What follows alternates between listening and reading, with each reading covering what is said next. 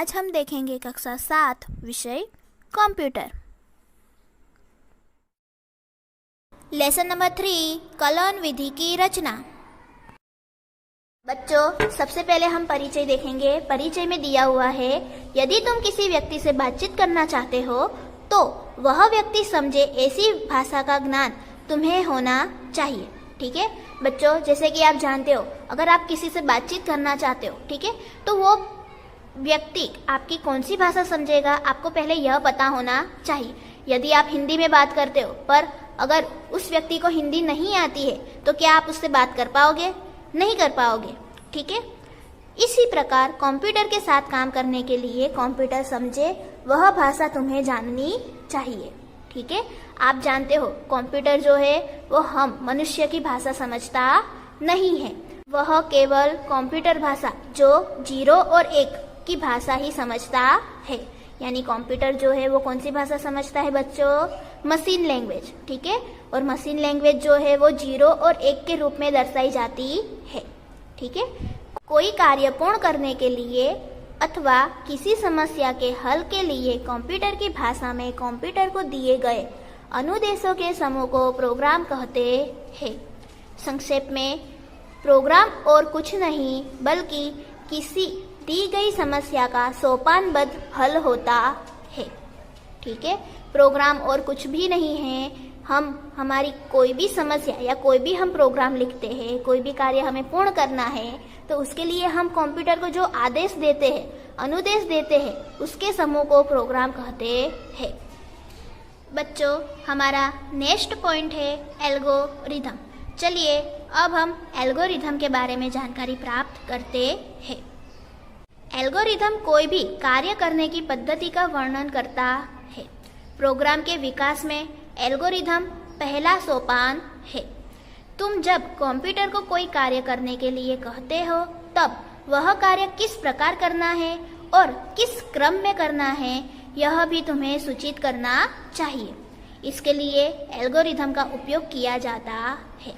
ठीक है बच्चों, आपको कोई भी कार्य करना है कंप्यूटर में तो आप क्या करोगे? सबसे पहले वो कार्य कंप्यूटर को करने के लिए उसका आदेश दोगे। ठीक है, पर वह कार्य किस प्रकार से करना है और किस क्रम में करना है यह भी आपको कंप्यूटर को बताना चाहिए, और उसके लिए एल्गोरिथम जो है उसका उपयोग किया जाता है।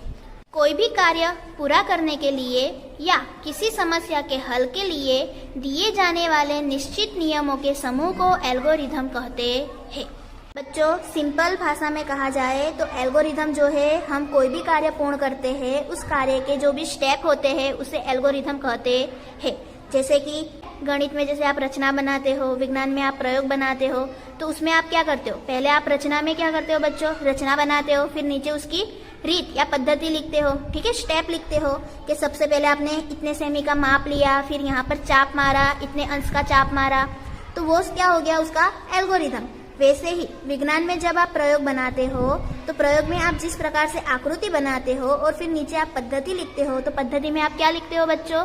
जिस प्रकार से आपने प्रयोग बनाया है वही आप पद्धति में लिखते हो। तो जो पद्धति है वो क्या हो गया? उसका एल्गोरिथम।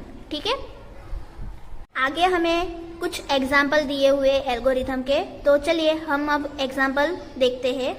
एग्जाम्पल 1, पाठशाला जाने के लिए एल्गोरिथम, जिसमें हमें पहला स्टेप दिया हुआ है सुबह उठो, सेकंड स्टेप है नाश्ता करो, तीसरा स्टेप दिया हुआ है गणवेश पहनो, चौथा स्टेप दिया हुआ है स्कूल बस में बैठो, और पांचवा स्टेप दिया हुआ है पाठशाला पहुंचो। ठीक है बच्चों, जैसे आप स्कूल आने के लिए जो भी कार्य करते हो उस प्रकार से यहाँ पर भी हमें कुछ स्टेप दिए हुए हैं कि जैसे आप सुबह पहले उठते हो, उसके बाद आप क्या करोगे? तैयार होगे, ठीक है, फिर नाश्ता करोगे, फिर यूनिफॉर्म पहनोगे, फिर जिस साधन से या जिस प्रकार से आप स्कूल आते हो वो आपको लिखना है। जैसे कि यहाँ पे लिखा है स्कूल बस में बैठो। ठीक है, कोई साइकिल से आता होगा, कोई पैदल चलकर आता होगा, कोई स्कूल बस में आता होगा, कोई स्कूल रिक्शा में आता है, तो वो ठीक है। और फिर हमारा लास्ट स्टेप क्या होगा? पाठशाला पहुंचना। ठीक है बच्चों, हमारा नेक्स्ट टॉपिक है फ्लो चार्ट। चलिए अब हम फ्लो चार्ट के बारे में जानकारी प्राप्त करते हैं। मानक प्रतीक चिन्हों का उपयोग करके किसी प्रक्रिया के आलेखीय प्रदर्शन को प्रवाह संचित्र यानी कि फ्लो चार्ट कहते हैं। ठीक है। मानक प्रतीक यानी कि कुछ सिंबल्स है, उसका उपयोग करके आप किसी भी प्रक्रिया को दर्शाते हो, आलेखीय प्रदर्शन करते हो, यानी कि आकृति, ठीक है। आकृति का उपयोग करके आप उस प्रक्रिया को समझा रहे हो तो उसे फ्लो चार्ट कहते हैं। एल्गोरिथम के आधार पर फ्लो चार्ट बनाया जाता है। यह आरंभ से अंत तक की समग्र प्रक्रिया दर्शाता है, जिसमें इनपुट, पाथ, प्रक्रिया अथवा निर्णय के सोपान और अंत में आउटपुट का समावेश होता है। बच्चों, जैसे कि मैंने आगे आपको बताया, गणित के अंदर आप रचना बनाते हो, ठीक है, विज्ञान के अंदर आप आकृति बनाते हो, तो वैसे ही कंप्यूटर के अंदर फ्लो चार्ट होता है। आपको कोई भी कंप्यूटर को कार्य देना है तो उस कार्य को आप फ्लो चार्ट के माध्यम से समझा सकते हो और फिर उसके स्टेप लिखकर आप उसका एल्गोरिथम लिख सकते हो, ठीक है। चलिए अब हम फ्लो चार्ट में उपयोगी प्रतीकों के बारे में जानकारी प्राप्त करेंगे। फ्लो चार्ट में उपयोगी प्रतीक, कुछ मानक प्रतीक चिन्हों का उपयोग कर फ्लो चार्ट तैयार किया जाता है। यहाँ इन प्रतीक चिन्हों की सूची, उनके आकार, उनके नाम और कार्य उदाहरण सहित दिए गए हैं। चलिए अब हम उनके बारे में जानकारी प्राप्त करते हैं। बच्चों, हमारा सबसे पहला आकार है अंडाकार, जिसे ओवल कहा जाता है, ठीक है। उसे फ्लो चार्ट के अंदर टर्मिनल सिंबल कहा जाता है, ठीक है। एग्जाम्पल हमें यहाँ पर दिया हुआ है। टर्मिनल सिंबल का उपयोग बिगिन और एंड लिखने के लिए किया जाता है। बिगिन का मतलब होता है स्टार्ट और एंड का मतलब होता है अंत करना। यदि हमारी प्रक्रिया जो है उसका हमें शुरुआत और अंत दर्शाना है तो उसके लिए हमें टर्मिनल सिंबल का उपयोग करना है।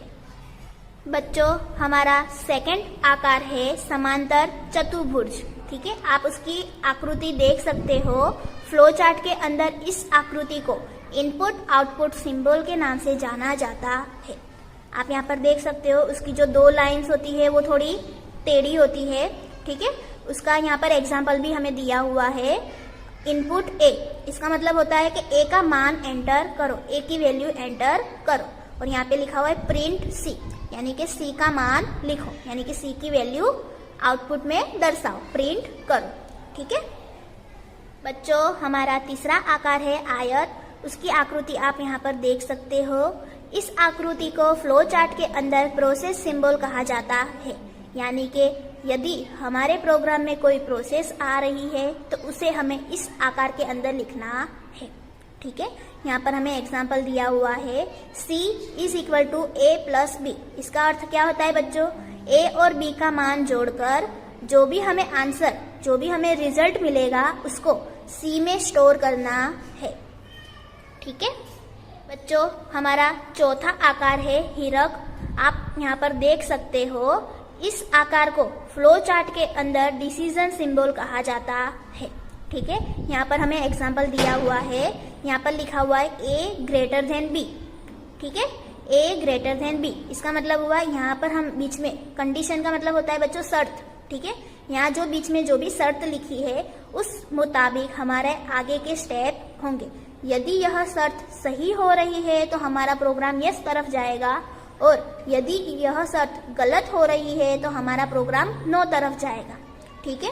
यहाँ पर जो लिखा है उसका मतलब होता है यदि A ग्रेटर देन B हो तो, यानी कि A B से बड़ा हो तो हमारा प्रोग्राम कहाँ जाएगा? यस वाला मार्ग चुनेगा, अथवा हमारा प्रोग्राम जो है वो नो वाला मार्ग चुनेगा, ठीक है।